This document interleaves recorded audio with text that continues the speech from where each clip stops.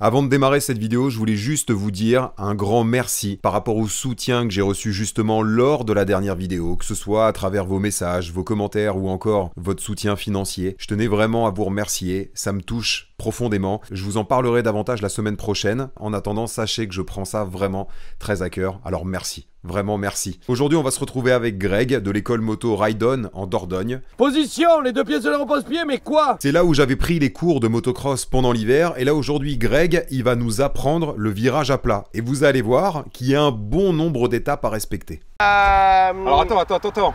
On va... Aujourd'hui, on va se faire un petit tuto. On est avec Greg de l'école moto Ride-On à Chantérac. Et puis on va apprendre à passer un virage juste avant une série de vagues. Un virage à plat. Un virage à plat. Il y a une légère cale, il y a une légère petite cale qu'on va pouvoir utiliser.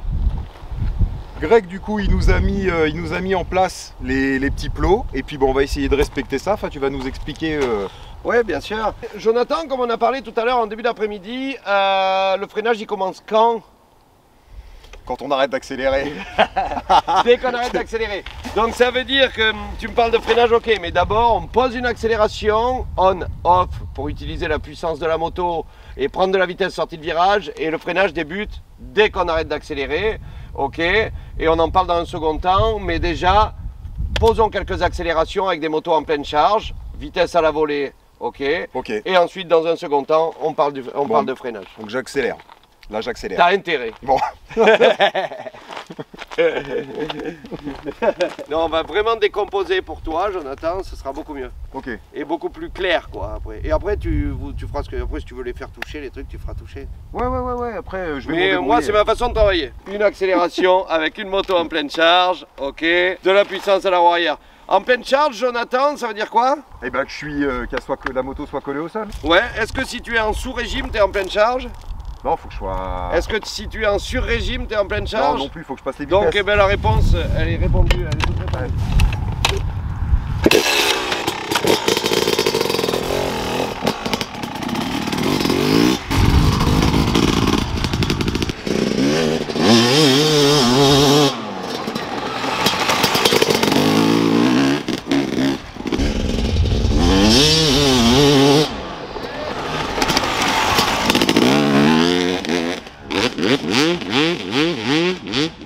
Ok. J'ai pas passé de vitesse. Ouais, mais déjà la moto elle est en pleine charge et ton accélération est on-off. Donc déjà c'est intéressant. Ok. Maintenant, Jonathan, il y a quelque chose déjà dans un premier temps qu'il faut qu'on modifie. Si tu fais les choses bien, Jonathan, tu devrais entendre la chaîne de ta moto qui commence à claquer contre le bras oscillant. Et ça, c'est un repère auditif qui va te permettre de savoir que ta moto est inscrite. Pour l'instant, est-ce que ça le fait? Absolument pas. Pourquoi? Parce que quand tu coupes les gaz, la pression de frein arrière elle est forte au début du freinage et toi, pour l'instant, elle est un peu molle. Et le rétrogradage, il intervient peut-être un petit peu trop tard. Ok? Donc le truc, c'est que déjà, on va essayer de se concentrer sur la pression de frein arrière. Ok? Est-ce que tu rétrogrades des vitesses au freinage? J'ai pas fait attention. Non, j'en ai pas. Ok, alors déjà, on va se concentrer pression de frein arrière. Comme ça, déjà, on va développer, on va se concentrer pied droit. Ok? Ok. Début de freinage. Touche pas à l'avant. Tu peux, Si. par-dessus, continuer à faire ce que tu sais faire au niveau du frein avant. On en parlera dans un second temps. Ok. Donc là, je freine et je rétrograde. Voilà, l'idée, non, ouais, ou pas, mais en tout cas, il faut que tu trouves ta bonne pression de frein arrière pour me faire claquer cette chaîne. Ok. Si tu rétrogrades, j'ai peur que là, tu passes ton virage en 3, si tu rétrogrades en 2, on va gâcher la vitesse de passage et c'est ridicule parce que le but du motocross, c'est quand même de rouler le plus vite possible.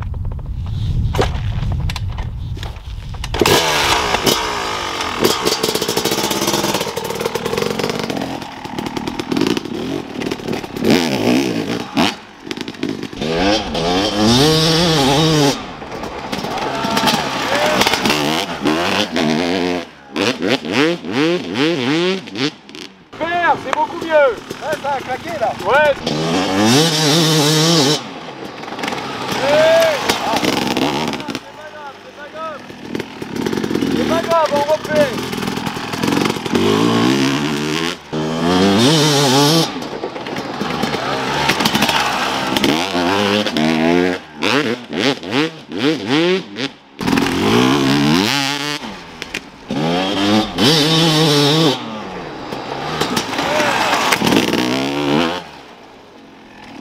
voit bien que sur le dernier passage, la chaîne claque moins et que la moto est bien moins inscrite et que tout de suite ton entrée de virage est beaucoup plus floue toi en tant que pilote. Hein, tu as dû le ressentir. Ok. Tout de suite, dès que la chaîne claque, c'est un repère auditif et on utilise beaucoup ça avec les jeunes en perfectionnement pour travailler vraiment les bases. Mais tout de suite, on sait que c'est vraiment un repère. Pourquoi la chaîne claque? Bah parce qu'on est en tension derrière. Ouais, mais tension dans quel sens? Bah comme la moto est assise. Ouais. Avec le frein moteur, forcément, ça l'écrase. Donc, ouais, exactement, mais ça veut dire que le moteur est prêt à caler. Ça veut dire que si tu freinais un poil plus fort, ta moto calerait. Okay? Oui, c'est sûr. Ouais. Voilà, c'est qu'elle est à la limite de caler. Elle est sur le tac, tac, tac, tac, tac. Si on freine plus fort, on cale. Ok? Et c'est quoi un bon freinage et un gros freinage? Les bases du freinage, c'est freiner le plus fort possible sans bloquer les roues, parce que quand on bloque les roues, ça glisse. Donc ça veut dire qu'on se rapproche de la vérité. Dans un freinage, Jonathan, on a deux parties. Le freinage progressif, le freinage dégressif. Ok? Le freinage progressif, c'est quand on est droit. Ok? C'est du moment où on coupe les gaz à l'entrée du virage à mes deux cônes jaunes que tu m'as demandé ce qu'ils faisaient ici tout à l'heure. Ok?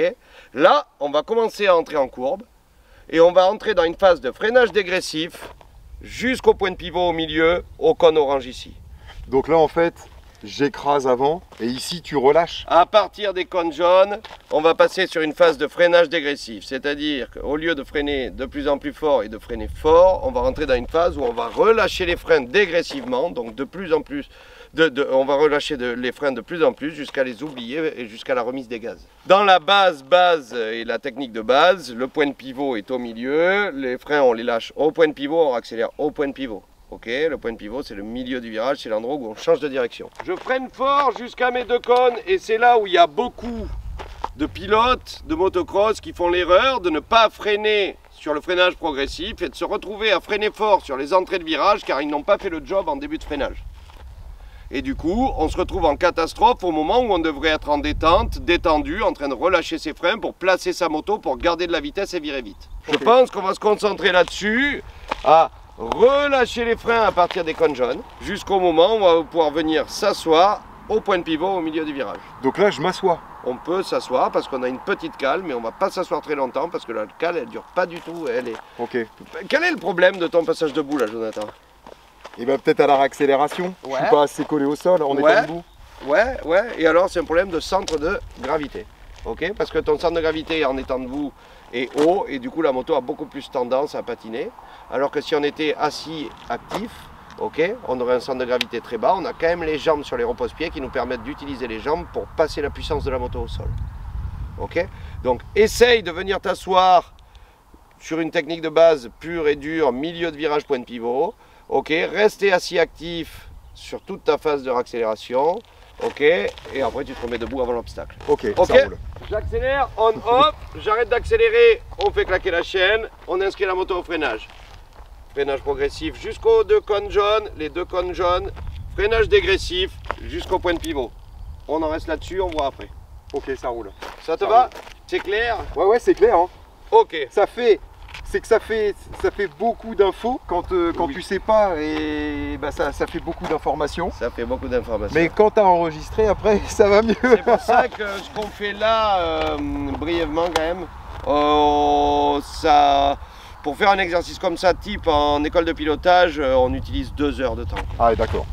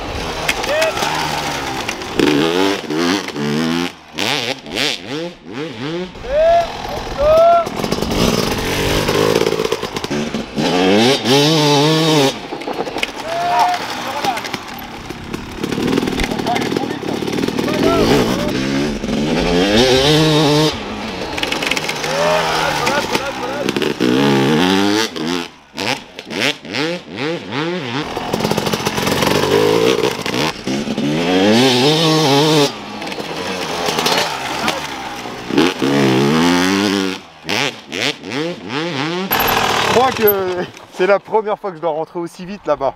Ouais, dans les hoops. Ça m'a fait sauter au début. Oui, t'as tapé la 3e avec la roue avant. Et après, derrière... Ouais, mais essaye de reculer plus tes fesses et d'être peut-être plus bas sur la moto, plus proche d'elle et plus derrière. Ok. Ok, passer d'une position où on est un peu comme ça à plus comme ça, tu vois. Vraiment la flexion des jambes. Ok, ça va nous amplifier un peu ça va nous permettre d'être plus à l'arrière dans les hoops, quoi. Quel est ton ressenti? Tu vois, dans ma tête, là, pour moi, j'ai réussi à décomposer. Oui. J'entends ma chaîne qui claque. Là, je continue un peu de freiner. J'ai réussi à m'asseoir après. Oui. Si on s'assoit, c'est où on est appuyé. S'asseoir là-bas... c'est trop tard. Oui. Oui. C'est vraiment au pneu et à la petite coupelle orange. Alors, je suis en retard. Ouais, un poil en retard. Dans le freinage dégressif, si on décompose, il y a quoi? C'est replacer le corps. On passe d'une position de freinage où on est relativement arrière à une position où on revient milieu de moto. Pour les épaules au-dessus du guidon, le bassin des jambes et le bassin, les jambes sur les repose-pieds, sur l'amortisseur. Ok? Donc, et légèrement avancé parce que c'est l'avant qui va nous faire virer aussi, quoi. Donc il faut quand même qu'on remette du poids sur la roue avant qui est la roue directrice qui va nous faire virer. Ok? Il y a quoi? Il y a lever les yeux. Parce que c'est lever les yeux qui va nous permettre de déclencher, de baisser les pressions de freinage.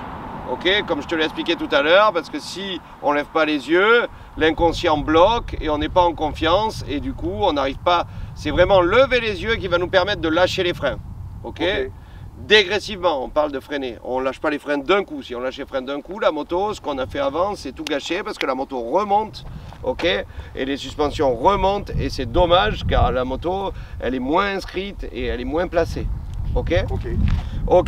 Levez les yeux, voilà. Replacer les épaules, baisser les pressions de freinage. C'est les trois grandes lignes du freinage dégressif. Quand je vais arriver au niveau du cône là, le regard, il va falloir qu'il avance, qu'il aille chercher peut-être l'autre petit cône bleu que j'ai posé là-bas. On va peut-être pouvoir anticiper un début de accélération pour commencer à enlever le frein arrière et remettre un petit filet de gaz. Ok, Jonathan? Ok. Je pense qu'on reste là-dessus pour l'instant. On refait quelques passages et on continue plus loin dans notre virage. Ok, ça roule. Donc là, est-ce que tu as des questions? Là, non, c'est ok. J'essaye juste d'avoir les yeux qui vont chercher l'autre là-bas. Exactement. Okay. Entrée au jaune, à l'endroit où tu vas t'asseoir. Tu regardes à l'endroit où tu vas t'asseoir. Dès que tu avances de 1 mètre, tes yeux ont avancé d'1 mètre. Dès que tu avances de 2 mètres, tes yeux... Ok. Cet intervalle que tu as entre le début du freinage dégressif et le point de pivot, il se déplace dans ton virage. Ok. Ok. Bon, je pense que j'ai capté. J'espère. C'est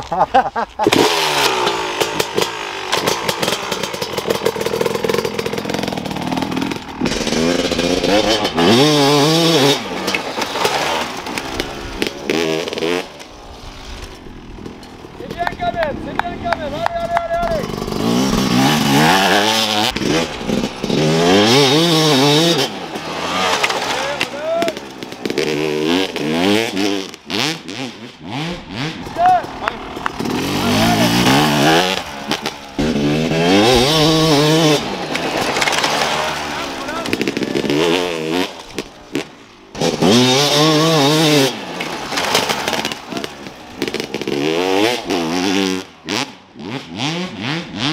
Quel est ton ressenti? Ah, j'arrive pas à faire claquer la chaîne à chaque fois là. Ouais, parce que des fois tu sous-estimes un peu la pression de freinage frein arrière en début de freinage et je pense qu'en termes de rétrogradage, tu traînes un peu pour rétrograder ta vitesse si tu en as une à rétrograder. Mais je pense que c'est essentiellement ta pression de freinage qui est un poil faible en début de freinage. Ok? Est-ce pour appuyer plus fort dessus? Oui. Par exemple, depuis le début de l'exercice, tu as calé dans ton freinage? Non, j'ai... Ouais, donc on n'est pas à la limite, quoi. Ok. C'est pas grave de caler dans un freinage, tant qu'on est dans le progressif et qu'on est droit, hein, on cale, tu mets un petit coup d'embrayage, la moto elle redémarre, hein, c'est pas un souci, et puis bon, mais l'erreur est humaine. Hein. Venons-en au point de pivot. On va arriver là, Jonathan, on va venir s'asseoir comme tu le fais là, sortir la jambe, pas sortir la jambe, qu'en penses-tu? Non, moi là je pense que c'était plus, elle s'est baladée, mais je pense qu'il vaut mieux la garder sur le capot. Oui, je pense comme toi qu'il vaut mieux la garder sur le repose-pied, car le truc c'est que si on accélère avec le pied sorti, la moto va toujours décrocher et la différence entre avoir un pied sorti et les 2 pieds sur les repose-pieds, c'est que quand on a un pied sorti, on est assis, quand on a les pieds sur les repose-pieds, on est assis actif. Et avoir utilisé ses jambes pour passer la puissance de la moto et appuyer avec les fessiers, les ischio-jambiers, sortie de virage sur une plaque glissante comme elle est blanche ici, c'est indispensable. Ok. Donc là, je vais venir m'asseoir. Ok, je vais milieu de moto, les épaules au-dessus du guidon, le bassin au-dessus des repose-pieds. Je vais finir par aller chercher l'obstacle quand je vais venir m'asseoir qui est à la sortie du virage. Ok, d'un virage appuyé, on aurait pu sortir le pied, mais du coup, on choisit de ne pas le sortir ici. Dès que les fesses vont venir toucher la housse de selle, l'accélération va évoluer. Je débute ma petite accélération, je relâche mes freins, je viens m'asseoir. Ok. Quand je viens m'asseoir, je développe mon accélération avec les appuis adaptés à mon accélération pour passer la puissance de la moto. Ça devrait fonctionner. Je l'espère.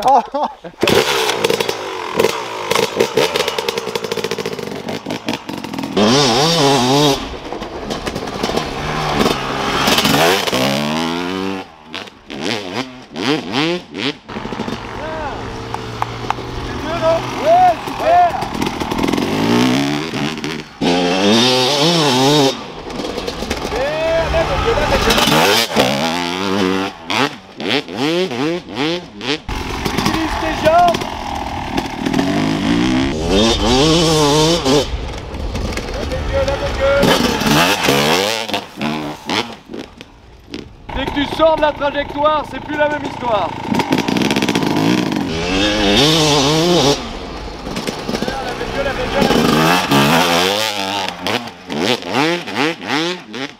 Allez là, question de l'accélération. Nous sommes quand même dans un virage à plat, relativement glissant. Gestion de l'accélération. On adapte l'accélération à la force qu'on développe dans les jambes pour passer la puissance de la moto, mon vieux.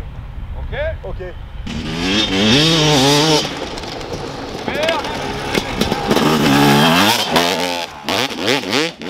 On voit bien les fondamentaux du pilotage, que quand même être droit, c'est être fort. Tu freines droit, tu freines fort. Tu accélères droit, tu accélères fort. Là, l'idée c'est de terminer la courbe, de se mettre droit, mais de ne pas vouloir accélérer trop fort, trop tôt et de faire ce que tu fais là parce que c'est dommage, tu gâches le travail mis en place avant. Ok. Fais l'effort de venir te mettre droit et quand tu es droit par contre, tu n'auras pas besoin de 5 mètres en travers d'accélérer. Tu accéléreras en 2 mètres, tu feras le même job que tu fais là. Ok. Ok.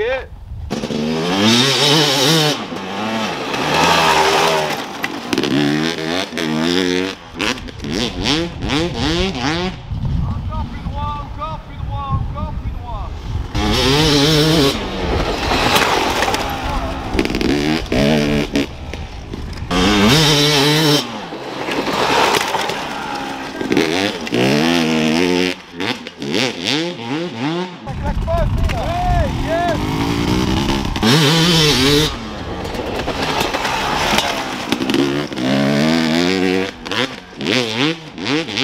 C'est pas si mal.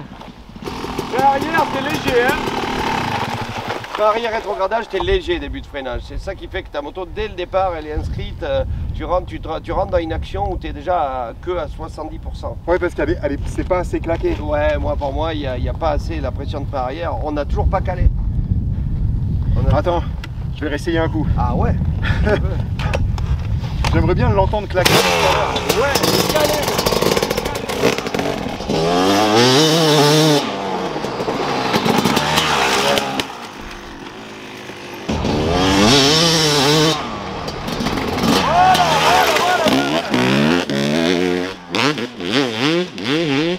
C'est beaucoup mieux. Tu vois tout de suite que c'est beaucoup mieux. Tu vois tout de suite que c'est beaucoup mieux. Ta moto est beaucoup plus inscrite, beaucoup plus placée. En tant que pilote, tu trouves de meilleures sensations sur la moto. Et tout coule de source derrière, quoi. Tout coule de source derrière. Donc c'est vraiment, dans le pilotage, c'est important l'entrée de virage est quand même super importante parce que si déjà ça démarre mal, derrière, tout ne peut pas s'accorder, quoi. Et pour accorder, pour réussir à tout assembler, il faut vraiment que chaque chose soit à sa place. Ok, Jonathan? Oh, c'était top. Juste parmi vous, voyez, pour pouvoir capter un petit peu le truc, ces phases, pour pouvoir redécomposer ces phases. Tu as cette phase là où tu freines. En gros, il faut qu'on entende la chaîne qui claque sur le bras oscillant. Ouais, exactement. Après, ça se relâche doucement. Oui. En ayant le regard qui commence à s'inscrire. Oui. Et puis après, faire en sorte que la moto soit le plus droit possible pour pouvoir enquiller. Ouais, accélérer d'avoir droit, l'accélération. quoi. Ça sert à rien de accélérer trop fort, trop tôt, si c'est pour se mettre en travers. Il vaut mieux attendre d'être droit et de déclencher l'accélération peut-être quelques dixièmes de seconde plus tard, mais au moins avoir une accélération franche et droite, quoi. Bon bah voilà. Bah merci Greg. Super, merci à toi. Merci. Merci et puis, mon petit Jonathan. on se retrouvera vendredi prochain pour le prochain tuto. Voilà. Super.